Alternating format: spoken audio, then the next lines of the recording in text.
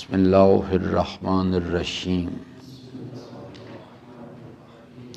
اللہ لا الہ الا هو الحی القیوم لا تأخذہ سنۃ ولا نوم لہ ما فی السماوات وما فی الارض من ذا الذی یشفع عندہ الا بإذنہ یعلم ما بین ایدیہم وما خلفہم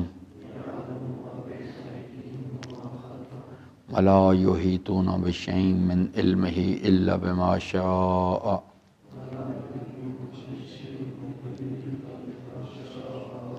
وسع کرسیہ السماوات والارض ولا یؤودہ حفظہما وهو العلی العظیم صدق اللہ مولانا العظیم وصدق رسولہ الکریم وصلی اللہ علی سیدنا و نبینا محمد وآلہ الطاہرین ربی اشرح لی صدری ویسر لی امری واحلل عقدۃ من لسانی یفقہوا قولی۔ حضرات محترم، آیت الکرسی کے مطالب جو ہیں ان میں ہم بات کر رہے تھے، اور قرآن کریم جیسا کہ میں نے عرض کیا اللہ تعالیٰ کا کلام ہے۔ اللہ تبارک و تعالیٰ نے اس کلام کو نازل فرمایا ہے انسانوں کی ہدایت کے لیے، اور یہ انسانوں کو ہدایت دیتا ہے برائے انسان سازی۔ اس انسان سازی کا جو پریکٹیکل یعنی مرحلہ ہے، اس میں یہ کلمہ لا الہ الا اللہ جو ہے یہ کلیدی اس کا کردار ہے۔ یہ الحمدللہ رب العالمین کا ماحصل ہے۔ جس طرح سے دودھ میں کو اگر آپ ایک پروسیس سے ہم گزارتے ہیں تو وہ دہی بنتا ہے، دہی کو ایک پروسیس سے گزارتے ہیں تو وہ اس میں سے مکھن باہر نکلتا ہے، اس کو پروسیس سے گزارتے ہیں، اس میں دہی یعنی اس میں جو ہے گھی موجود ہوتا ہے۔ یہ ایک اسی طرح سے یہ ایک جیسے میں نے عرض کیا کہ یہ الحمدللہ رب العالمین کی مثال ایک مین ریزروائر کی ہے، اور اس میں جب انسان غور و فکر کرے گا، اس کو پروسیس سے گزارے گا، تو اس میں سے یہ کلمہ لا الہ الا اللہ جو ہے یہ نکل کے آتا ہے۔ یہ جو کلمہ ہے یہ اصل میں اس کا جو یقین ہے، یہ انسانی زندگی کے اس کے اندر جو جوہر توانائی پایا جاتا ہے، اس کا مفہوم کا جو یقین ہے وہ اصل میں جوہر ہے۔ وہ انسان کے یہ ایک میں نے عرض کیا تھا ایک سٹیٹمنٹ ہے، ایک نظریہ ہے، اور ایک پریکٹیکل بیہیویئر ہے۔ جتنے واجبات و مستحبات ہیں وہ یعنی الا اللہ کو کنورٹ کریں تو وہ عملی طور پہ وجود میں آتے ہیں، اور جتنے ہی محرمات و مکروہات ہیں ان سے پرہیز کے لیے لا الہ جو ہے اس کا یقین، وہ جب اسے پریکٹیکل بیہیویئر میں کنورٹ ہوتا ہے تو پھر وہاں سے یہ چیز وجود میں آتی ہے۔ اسی کے یقین کے نتیجے میں انسان کے اندر عدالت کا ملکہ پیدا ہوتا ہے، اسی کے نتیجے میں شجاعت وجود میں آتی ہے، اسی کے نتیجے میں عفت وجود میں آتی ہے۔ یہ زندگی کے جتنے بھی کمالات ہیں در حقیقت اس میں سے نکل کے آتے ہیں۔ اسی کی یعنی یقین کی بدولت انسان جو ہے حسد ہے، بخل ہے، بے حیائی ہے، ان تمام چیزوں سے نجات حاصل کرتا ہے۔ تو اس لیے اس کو سمجھنا، صرف سمجھنا نہیں، ایک سٹیٹمنٹ، وہ یعنی آپ کسی بھی مسلمان سے پوچھ لیں تو بالعموم آپ کو سنا دیں گے۔ اس کے بعد ہے اس کے یہ لفظ ہیں، ان کے اندر معانی ہیں، معانی کے اندر مفاہیم ہیں، مفاہیم کے اندر لطائف ہیں اس کے۔ یہ جو ہے یہ اس کے مفہوم کو سمجھنا ہے اور اس پر یقین حاصل کرنا ہے۔ تیسرے مرحلے میں یا کہ اس یعنی یقین کو عملی زندگی کے اندر ایک پریکٹیکل بیہیویئر میں کنورٹ کرنا ہے، جیسے سورہ یعنی مبارکہ مومنون میں اللہ تعالیٰ نے فرمایا کہ اگر اس نظریے کا یقین آپ کے پاس ہے اور اس کو آپ نے پریکٹیکل بیہیویئر میں کنورٹ کیے، الذین هم فی صلاتہم خاشعون عن اللغو معرضون تا الی آخر، پھر اللہ تعالیٰ فرماتا ہے کہ وہ لوگ فلاح و کامیابی سے ہمکنار ہوں گے، اور اولئک هم الوارثون الذین یرثون الفردوس هم فیہا خالدون۔ یہ چیز جو ہے یہ انسان جو ہے سمجھ نہیں پا رہا۔ اس کے اندر ایک نقطہ میں نے پہلے بھی بارہا عرض کیا ہے کہ اگر انسان کے پاس یعنی یہ اس نظریے کے بارے میں اس کا یقین بھی حاصل کرنے میں یہ کامیاب ہو جائے، تو پھر بھی آگے ایک مسنگ لنک ہے جسے کہتے ہیں شعور، بصیرت، کہ اس یقین کی توانائی کو کب، کہاں اور کیسے استعمال کرنا ہے۔ یہ لوگ جو ہیں جو یقین حاصل کرنے میں کامیاب ہو جاتے ہیں اور ان کے پاس بصیرت نہیں ہوتی، یہ لوگ جو ہیں ان لوگوں کے مقابل میں اللہ کے دین کے لیے زیادہ خطرناک ہوتے ہیں جو بالکل نظریے کا انکار کر رہے ہوتے ہیں اور نفس کی خواہشات پہ عمل کر رہے ہوتے ہیں۔ ایک آدمی بالکل اس نظریے کا انکار کرتا ہے اور عملی زندگی میں جو نفس کی خواہشات کہتی ہے اس پہ عمل کرتا ہے، لیکن دوسرا آدمی ہے وہ اس نظریے کا اقرار کرتا ہے، اس پہ یقین بھی رکھتا ہے، لیکن اس کو یہ پتہ نہیں ہے، اس کے پاس شعور نہیں، بصیرت نہیں کہ اس یقین کو کب، کہاں اور کیسے استعمال کرنا ہے۔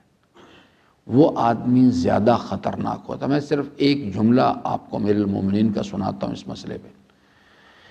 جب امیر المومنین خوارج کے سامنے آئے، خوارج کون لوگ ہیں؟ پہلے امیر المومنین نے ان کو کیا ڈیفائن کیا؟ فرماتے ہیں کہ میں ان کے خلوص میں شک نہیں کرتا، لیکن بے بصیرت لوگ ہیں، فکری جمود کا شکار ہیں۔ اور امام نے فرمایا کہ ان کا جو نعرہ تھا وہ کیا تھا؟ لا حکم الا للہ، کہ اس کائنات میں اللہ کے سوا حاکمیت کا حق کسی کے پاس نہیں ہے۔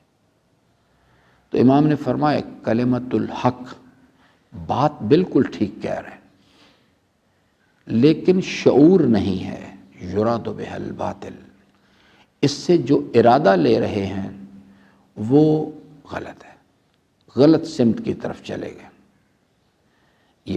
یہ ایک انتہائی خطرناک، یہ لوگ زیادہ خطرناک ہوتے ہیں بمقابلہ ان لوگوں کے کیونکہ ان کو لوگ مقدسین سمجھتے ہیں، لوگ ان کو عام آدمی تو سمجھ ہی نہیں پاتا۔ امام نے فرمایا جب حضرت نے ان کے خلاف تلوار اٹھائی، فرمایا کہ یہ میں نے ہی اس ہمت کی ہے یہ ان کے خلاف، ورنہ میرے بعد کوئی اس کی کسی ہمت نہیں کر سکتا ان کے اوپر تلوار اٹھانے کی۔ آپ یہ جو خوارج کی بحث میں نے آپ کے سامنے عرض کی تھی، پھر دوبارہ یہ عرض کروں گا، یہ اگر اس نظریے کا یقین بھی انسان کے پاس آ جائے، اکثر لوگ تو ایسے جھوٹ بول رہے ہیں کہ وہ کہتے ہیں ہمارا اس پر ایمان ہے، وَمِنَ النَّاسِ مَن يَقُولُ آمَنَّا بِاللَّهِ وَبِالْيَوْمِ الْآخِرِ۔ اللہ تعالیٰ فرماتا ہے وَمَا هُمْ بِمُؤْمِنِينَ، یہ ایمان کے دعوے جو کر رہے ہیں غلط کر رہے ہیں، بالکل یہ دھوکہ دینے کی کوشش کرتے ہیں۔ دوسرا گروہ وہ ہے جو سادہ لو ہیں، انہیں پتہ ہی نہیں اس چیز کا کہ ایمان کیا ہوتا ہے، وہ یہ لا الہ الا اللہ کا اعلان کرتے ہیں، محمد رسول اللہ کا اعلان کرتے ہیں، اور ان کا خیال ہے کہ یہ زبانی اقرار انسان کو مومن بنا دیتا ہے۔ تو اللہ تعالیٰ نے کہا کہ نہیں، یہ بھی غلط ہے، مومن یہ نہیں ہے، لیکن وہ پہلا گروہ جو ہے ان کہا کہ یہ مومن بھی نہیں اور بدنیت بھی ہے، دھوکے باز ہے۔ اس کے بارے میں کہا کہ مومن تو نہیں ہیں لیکن بدنیت لوگ نے، سادہ لو ہے، انہیں پتہ نہیں ہے اس کا۔ اور تیسرے گروہ کے بارے میں کہا کہ یعنی تو جب انسان جو ہے اس کے پاس اگر اس نظریے کا ایمان بھی آ جائے تو پھر اس کو شعور اس کے پاس ہونا چاہیے کہ اس جذبے کو کب، کہاں اور کیسے استعمال کرنا ہے، ورنہ یہی جذبہ انسان کو سیدھا جہنم میں لے کے جاتا ہے۔ یہ جذبہ جو ہے امیر المومنین فرماتے ہیں جذبہ جو ہے اس کو شعور کی لگام دو، ورنہ وہ تمہیں سیدھا جہنم کے گھاٹ پر اتار دے گا لے جا کے۔ اور یہ لوگ انتہائی خطرناک ہوتے ہیں۔ معیار میں نے آپ تلاش کر لیں، میں نے سمجھا دیا ہے، آپ کو اس معاشرہ راولپنڈی کے اندر ملیں گے بے تحاشا لوگ ہیں۔ ایک تو وہ لوگ ہیں نا جو دھوکے باز ہیں، کچھ لوگ ہیں جو واقعتاً وہ ان کی آپ زندگی کے بیہیویئرز کو دیکھیں آپ حیران، لیکن ان کو سمجھ ہی نہیں ہے۔ یہ لوگ بہت خطرناک ہوتے ہیں، کیونکہ ان کے ذریعے سے جب ابلیس حملہ کرتا ہے تو عام معاشرہ بڑے آرام سے گمراہ ہو جاتا ہے۔ یہ معاشرہ تو اتنا جاہل ہے کہ خادم رضوی نے لبیک یا رسول اللہ کا ایک سامنے سلوگن رکھا، کھلم کھلا گالیاں دے رہا تھا، لیکن معاشرہ اس کے پیچھے چل پڑا۔ آپ نے انالیسس پڑھے دیکھے ہوں گے، فیس بک پہ چل رہے تھے کہ جب انتخابات ہوئے ہیں پاکستان کی ساری مذہبی جماعتیں مل کے اتنا ووٹ بینک نہیں بنا سکیں، ساری مذہبی جماعتیں مل کے، جس میں MWM بھی تھی اور جس میں جناب جماعت اسلامی بھی تھی، سب شامل تھے، وہ مل کے ٹوٹل اتنا ووٹ بینک نہیں بنا سکے جتنا اکیلا ان لوگوں نے بنا لیا۔ اس سے کیا پتہ لگا؟ معاشرہ یعنی جہالت کی انتہائی پستیوں کو چھو رہا ہے جا کے۔ ان کے پاس اصلاً کس چیز نے ان کو، کسی کو خادم، یہ نہ کہیں خادم رضوی سے لوگوں کو دلچسپی ہے، لبیک یا رسول اللہ، وہاں پر کیا تھا؟ لا حکم الا للہ۔ شیعوں کے اندر بھی اسی قسم کے کام ہو رہے ہیں، لوگوں کے امیر المومنین کے وجود سے، نظریہ ولایت سے ایک جذباتی وابستگی ہے، لوگ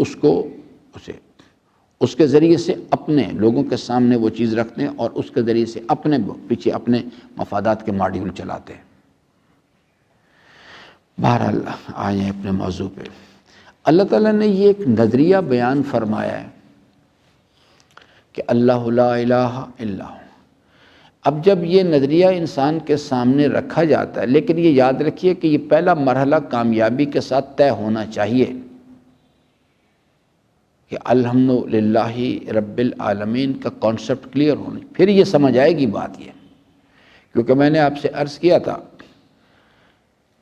کہ سب سے پہلے جو چیز ہے سمجھنے کی وہ اسلام کا تصور ربوبیت ہے، الحمدللہ رب العالمین۔ دوسرے مرحلے پہ ہے اسلام کا تصور الوہیت، قرآن کریم کا نظریہ الوہیت، لا الہ الا اللہ، جو سورہ اخلاص میں بھی ہے، آیت الکرسی میں بھی ہے، سورہ حشر کی آخری آیت، یہ نظریہ باقاعدہ۔ تیسرے مرحلے پر تصور توحید آتا ہے، اسلام کا تصور توحید، یعنی توحید در ربوبیت و توحید در الوہیت جو ہے۔ اگر بغیر اسلام کے نظریہ ربوبیت کو سمجھے بغیر انسان اس طرف آئے گا، زبانی تو یاد کر لے گا یہ کلمات، آیت الکرسی بھی یاد کر لے گا، کلمہ بھی یاد کر لے گا، لیکن اسے سمجھ نہیں ہوگی بات کی، کیونکہ یہ چیز جو ہے یعنی الحمدللہ رب العالمین کا بائی پروڈکٹ ہے۔ اس کو جب تک اس نظریے کو صحیح طور پہ، جو سورہ الحمد میں نے تفصیل کے ساتھ آپ کی خدمت میں عرض کیا، اس پروسیس سے اپنے آپ کو انسان نہیں گزارے گا، اس کو وہ سمجھ نہیں آئے گا۔ صرف ایک بس جیسے آپ انسان اپنے ہارڈ ڈسک میں ایک محفوظ کر لیتا باتیں، بوقت ضرورت آپ کمپیوٹر کو اس کا ناب پریس کرتے ہیں، بٹن پریس کرتے ہیں، وہ آن ہو جاتا ہے، اس کو بیان کرنا شروع کر دیتے ہیں۔ تو اس لیے اس کو خوب اچھی طرح سے اللہ تعالیٰ فرماتے ہیں کہ ہم نے جو آپ کے سامنے نظریہ پیش کیا ہے، کوئی اس قسم کی رینڈملی بات نہیں ہے کہ ایسے بس بیٹھے بیٹھے بات کر دی۔ آئیے ہم آپ کو دلیل دیتے ہیں اس کے اوپر، کیونکہ اللہ تبارک و تعالیٰ نے انسان کو نور عقل سے سرفراز کیا ہے، اور یہ قوت دراکہ ہے، اس کے ذریعے سے انسان اپنی شناخت کو ڈیولپ کرتا ہے۔ تو اللہ تعالیٰ چاہتا ہے کہ ہمارے پاس یہ شناخت آنی چاہیے، تو عقل جو ہے جب بھی کسی بات کو سمجھنے کی کوشش کرتی ہے تو دو چیزیں مانگتی ہے، یا کیفیت مانگتی ہے یا مثال مانگتی ہے؟ تو اللہ تعالیٰ فرماتا ہے کہ عالمین کی کتاب آپ کے سامنے، ہم تو آپ سے ایسے کہہ نہیں رہے اس چیز کو، آئیے ہم آپ کو سمجھاتے ہیں کہ میں اس کائنات کا یکتا و یگانہ الہ ہوں، میرے سوا شان الوہیت کسی کے لیے زیبا نہیں۔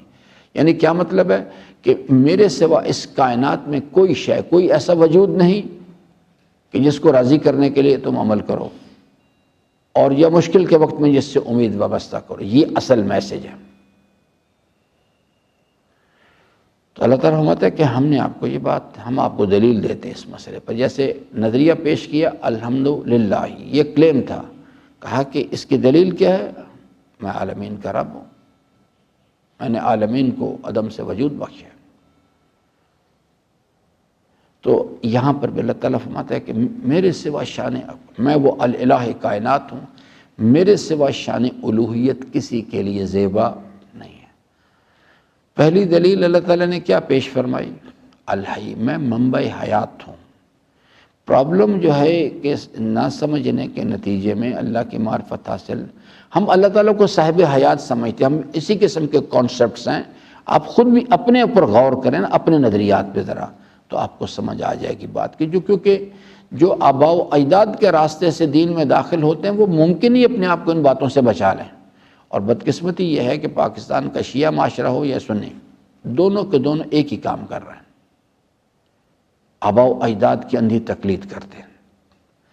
اب جو میں بات آپ سے کہہ رہا ہوں نا کہ اللہ تعالیٰ منبع حیات ہے اور مخلوق صاحب حیات ہے، انبیاء ہوں، مرسلین ہوں، ائمہ ہوں، اولیاء ہوں، یہ نہیں کہ ان حیات ہے لیکن صاحب حیات ہے، اپنی حیات کے لیے کسی کے محتاج، بذات ہی نہیں ہے۔ یہ تو اللہ تعالیٰ نے خود فرمایا نا کہ حل اتیٰ علی الانسان حین من الدہر لم یکن شیئا مذکورا، اب تو کچھ تھے ہی نہیں، اب کا وجود ہی کہیں نہیں تھا۔ اللہ تعالیٰ منبع حیات، میں مثال عرض کروں آپ سے حضرت کی حیات مبارکہ سے۔ ایک شخص چھٹے امام علیہ السلام کی خدمت میں آیا، آ کے اس نے امام علیہ السلام سے یہ حضرت کو بات کر رہے تھے، بہرحال وہاں یہ کنورسیشن سٹارٹ ہو گئی۔ تو امام علیہ السلام نے اس سے پوچھا کہ بتاؤ بھائی اللہ اکبر کا کیا مطلب ہے؟ اب اسے غور سے سمجھے ذرا اس مثال کو۔ سب یہی سمجھتے ہیں کہ اللہ سب سے بڑا ہے، بڑا ہونا مخلوق کا کام ہے۔ یہ فرق ہے منبع حیات میں اور صاحب حیات میں۔ حیات کی ایک شکل ہے بڑا ہونا۔ امام نے اس سے پوچھا یہ بھائی عزیز یہ بتاؤ کہ اللہ اکبر کا کیا مطلب سمجھتے ہو تم؟ اس نے کہا جی اللہ سب سے بڑا ہے۔ حضرت نے ارشاد فرمایا کہ جیسا تم کہہ رہے ہو اگر ایسا ہی ہے، یہ حقیقت ہے، تو سب سے پہلا کام تو تم نے یہ کیا کہ تم نے خالق کو مخلوق کی صف میں لے آئے، اس واسطے کہ اللہ بڑا نہیں ہے، کیونکہ فرمایا جو سب سے بڑا ہے، اس کا مطلب ہے کہ تمہارے پاس ایک کانسیپٹ ہے بڑائی کا، اللہ اس سے بڑا ہے، یعنی آپ اس کو اپنے وہم و گمان میں لے آئے ہیں۔ اللہ تبارک و تعالیٰ کا کام بڑا ہونا نہیں، بڑا ہونا تو مخلوق کا کام ہے، یہ کیفیت ہے۔ اللہ تعالیٰ کیا ہے؟ بڑائیاں عطا کرنے والی ذات ہے، لہ الاسماء الحسنی، ہر کمال اس کی ذات سے، علم کی بڑائی ہو، قدرت کی بڑائی ہو، کسی لحاظ سے سب کچھ اس کا دیا ہوا ہے۔ دلیل کیوں جناب بیچارہ صاحب، میں نے دلیل 10 مرتبہ سمجھائی، نہیں دلیل اس چیز کی کیا ہے کہ اللہ تعالیٰ منبع حیات ہے، اس کا منبع کمال ہے کائنات کا، باقی سب صاحب کمال ہے، اس میں کلام کوئی نہیں ہے، سب دکھائی نہیں دے رہا سب کچھ ہے۔ جی رضوی صاحب، میرا سوال یہ ہے کہ ایک آدمی کہتا ہے، ہم اگلے آدمی کو ایک اور مشکل میں ڈال دیتے ہیں۔ اللہ تعالیٰ فرماتا ہے اپنے اوپر غور کرو، اگر یہ حیات کس کو کہتے ہیں؟ علم جمع قدرت، اور اس کی کمبینیشن سے هو الذی خلق کل، یہ کائنات جو ہے کس سے بنی ہے؟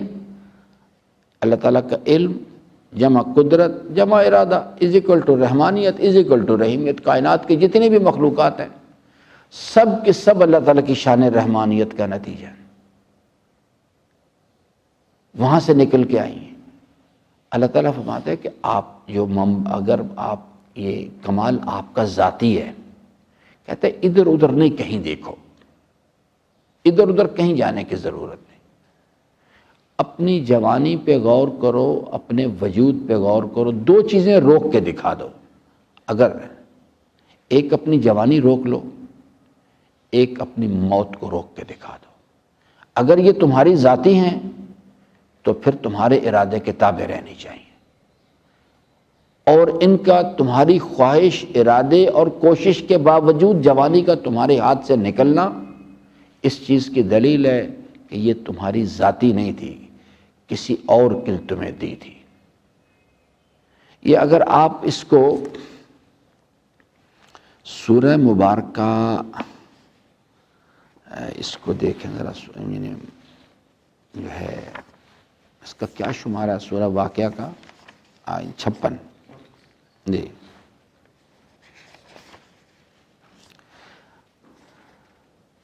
اللہ تعالیٰ فرماتا ہے کہ میں نے مثال دی نا، میری بات سننے سے وہ میں نے ریفرنس آپ کو دے دیا، دیکھ لیجیے گا خود کسی وقت میں.